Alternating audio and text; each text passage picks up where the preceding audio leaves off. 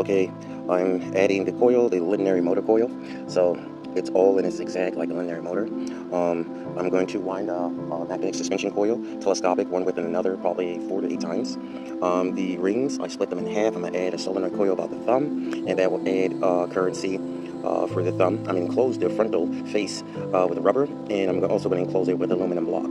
So what I did was I applied the glue to the roll bearing, the ball bearing bracket, and the reason why I applied it there first, I'm going to use Gorilla Glue to hold it down, and then I'm going to make magnetic suspension coils over the linear coil.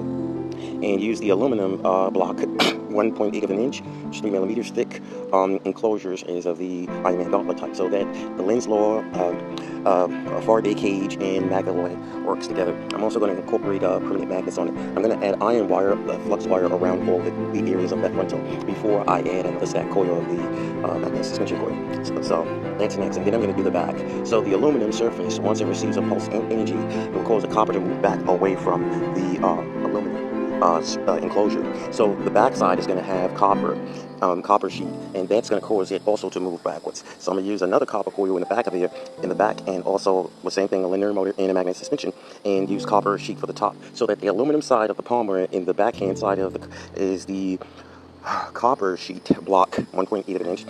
The paramagnetic aluminum will phase the copper because of the electrical energy winding. When it synchronizes the paramagnetic aluminum block surface, it will cause it to transmit common towards the copper. It calls the copper repel. So my hand will move upward like this. The copper will repel away from the surfaces bearing the coil underneath the copper enclosure.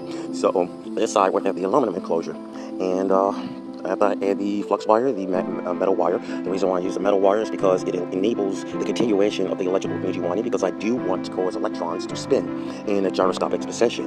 And if I put a metal there, it would distract the gyroscopic precession. This is where I'm able to use magnetism and continuate the spiral or vortex or helix torque of the electromagnetism. So it increases the torque force and velocity. So I don't distort the torque force with a rectangle block or a piece of metal where it's going out of the gorge edge in and not moving in a vortex. So I want to spin the magnetism in the vortex, so that's why I'm using metal wire. Notice that I put it to the fingers. I split the fingers on both sides so that I may make these two rings that may come together with magnetism. So this is how the gauntlet of Mark 42 is similar like, so I'm building it right now. My name is Jermaine. Morton. Goodbye. I'll be right back at you. This is to be continued, and goodbye.